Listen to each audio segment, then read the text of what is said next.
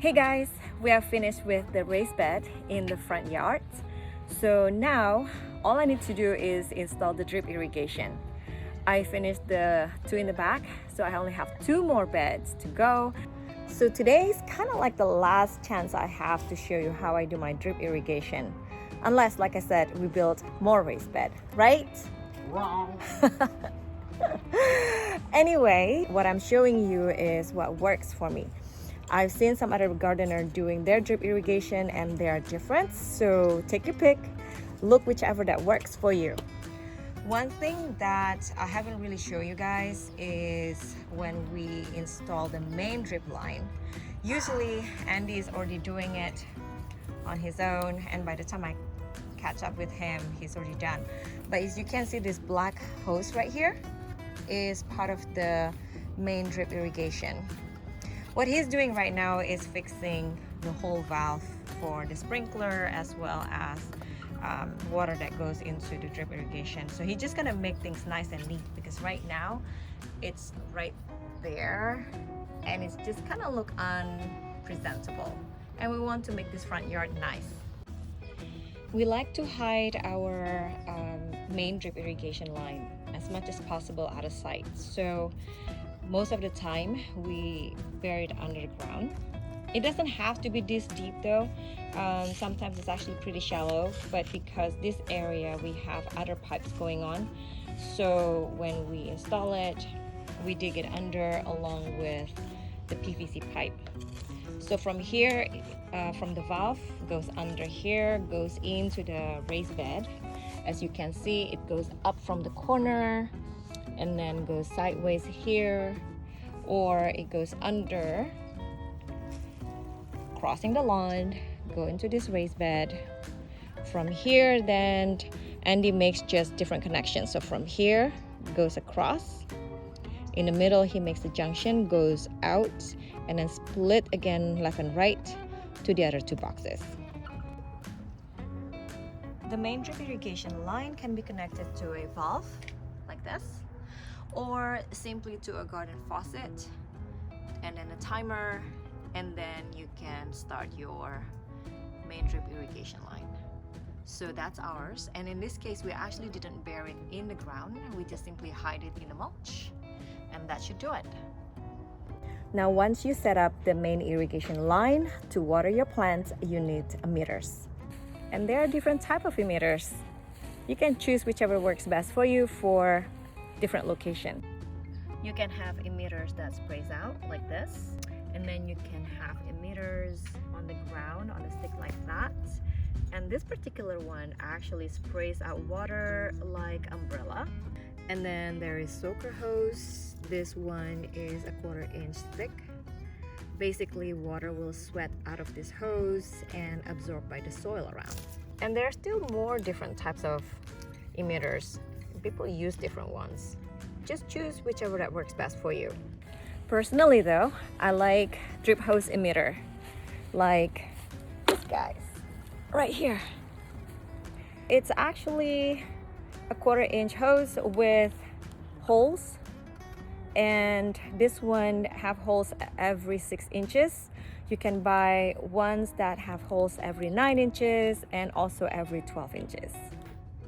What I like about this drip hose emitter is, other than it can save you water, because water just drips out slowly, well, depending on the pressure of your water.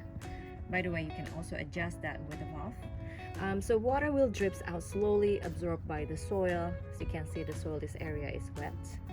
And if you like to plant a row of vegetable in a nice spacing, you can simply use these holes to gauge where you plant your seeds, or where you transplanted the seedlings. So every 6 inches you will have one, and you will have a really nice neat row of plants. For a large and long raised bed, I like to just use single lines of drip hose emitter and stretch it along the length of the bed like this one. So each single lines is connected to the main irrigation with a straight pop connector like that. actually quite simple and actually fast and easy to do. For a smaller raised bed, doing that is a bit overkill. I mean, you can, not saying that you can't, but I prefer to just do a single line connected with, in this case, I use a valve so I can adjust the pressure of the water coming out to the drip hose. From here, I just snake it around, going back and forth, back and forth, back and forth onto the length of the bed and about 6 inches in between the lines. Now notice on this particular case, I added an extra line across the other direction just because that one is facing south. So that part of the wood is gonna get a lot more heat from the sun right here in this area. All right, that's how I like to do my raised bed. Now I'm gonna show you while I finish 2 of these boxes. One thing, you guys, to make your life easier when doing the irrigation is when you get this hose emitter is to spread the hose in the sun while you set up your stuff. That way, when you're ready to use it, it's not curling up like this.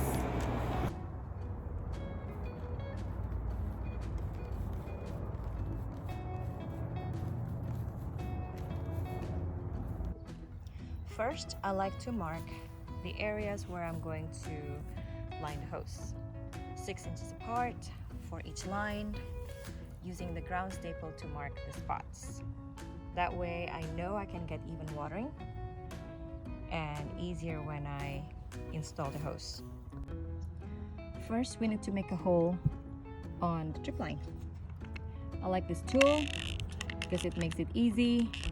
You can just simply squeeze and this metal part comes out to puncture the hose.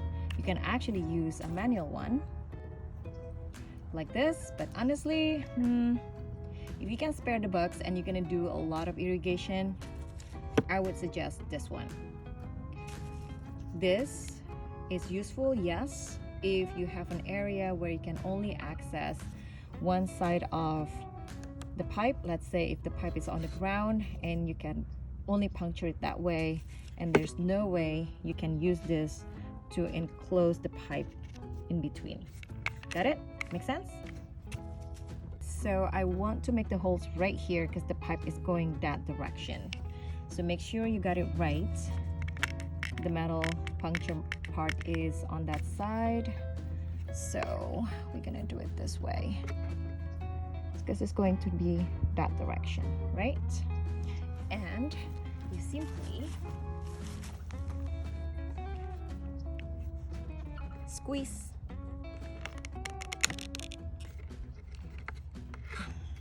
That's it. That's the hole. Now the next item is optional.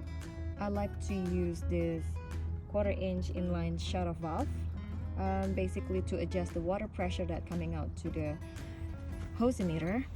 And you can also completely shut it off like that, just in case there's too much water coming out, or in case you don't need to water the bed for whatever reason, or you can actually adjust it to make the water flow a little bit less, like that. Again, this is optional, you don't have to. I just personally like it, so I have more control over the irrigation. That's gonna go here, but before we do that, we're gonna attach it to the hose emitter. And I like to use this glove because it has a nice traction, so the hose won't slip from me. And like that. Okay, so now this goes in there. And you can hear a pop. There you go, when it's completely in. It's barbed, so it's hard to pull it out again. And let's say for whatever reason you make a mistake and you have to pull it out, don't worry. There is what we call goof plug, is to cover the boo-boo that you make so water won't come out.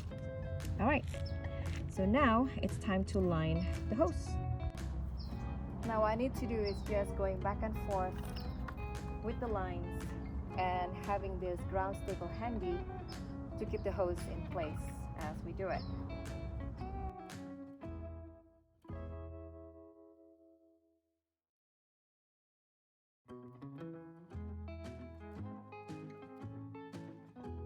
Alright, at the end of the bed, I'm just gonna cut this last part so it makes it even. And to do that, I'm using a hose cutter. Somewhere in the middle, just like that. And to cap this end, we use goof plug.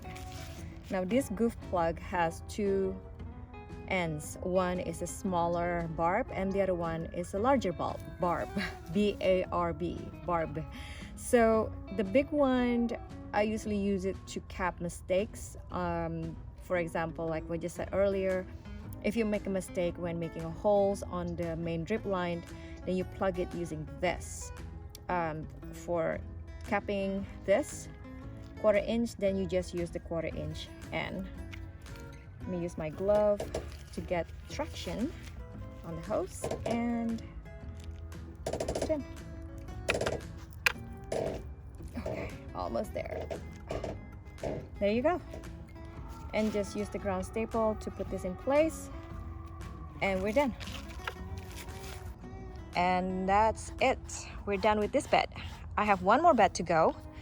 I'm just gonna do a time lapse on that one, but yeah, it's pretty simple, right? I think you can do this at home too. And if you have any question, feel free to message me.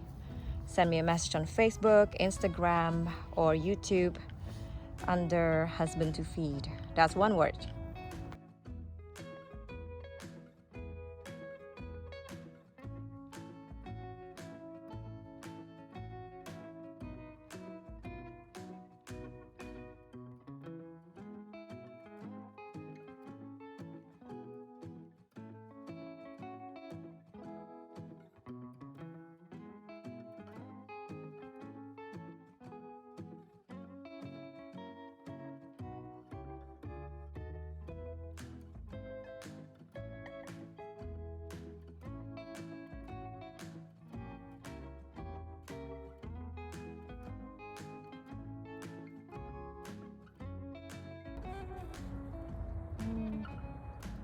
Well, that's it guys. All the raised bed now have irrigations, all in the front right here. All I need to do is just transplant, sow seeds, and let everything grow. It's getting hot now.